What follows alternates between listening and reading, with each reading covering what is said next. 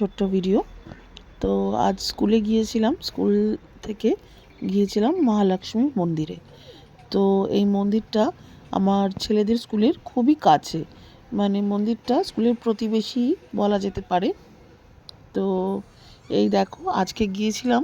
তো আজকে তেমন কোনো ফটো তোলা হয়নি, এটা অনেক দিন আগেকার ভিডিও করে রেখেছিলাম যে ফটো দেব বলে, কিন্তু তখন আর দেওয়া হয়ে ওঠেনি।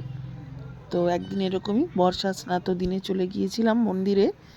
আর এই দেখো, এখানে আসলে না মনটা একদম জুড়িয়ে যায়। এখানে মা বিষ্ণুপ্রিয়া পদ্মাসনা স্থিত, আর ওনার দুই দিকে রয়েছেন এই যে গণেশ বাবাজি, আর একদিকে রয়েছেন হনুমানজি। তো যখনই আসি আমি এই মন্দির পরিক্রমা করি আমি। এই যে এই দেখো,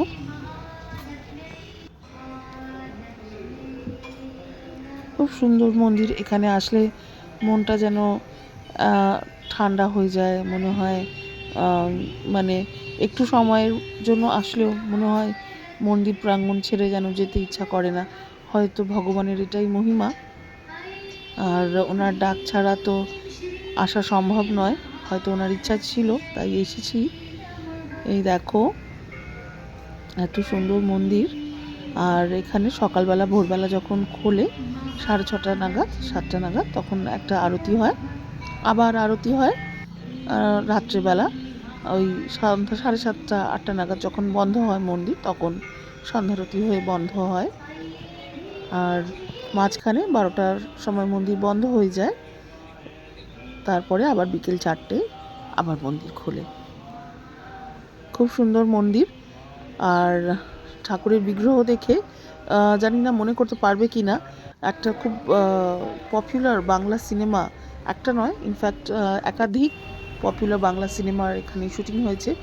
তো একটার কথা আমার মনে আছে, যেটা হলো পরাণ যায় জ্বলিয়ারেতে, যেখানে দেবকে দেখানো হয়েছিল একটি লন্ডনের একটি মন্দিরে টোটা রায়চৌধুরীর সঙ্গে কথা বলতে।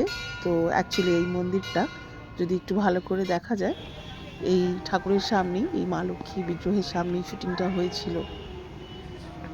আর এই দেখো কি সুন্দর তার মানে এত সুন্দর করে মন্দির তৈরি করা।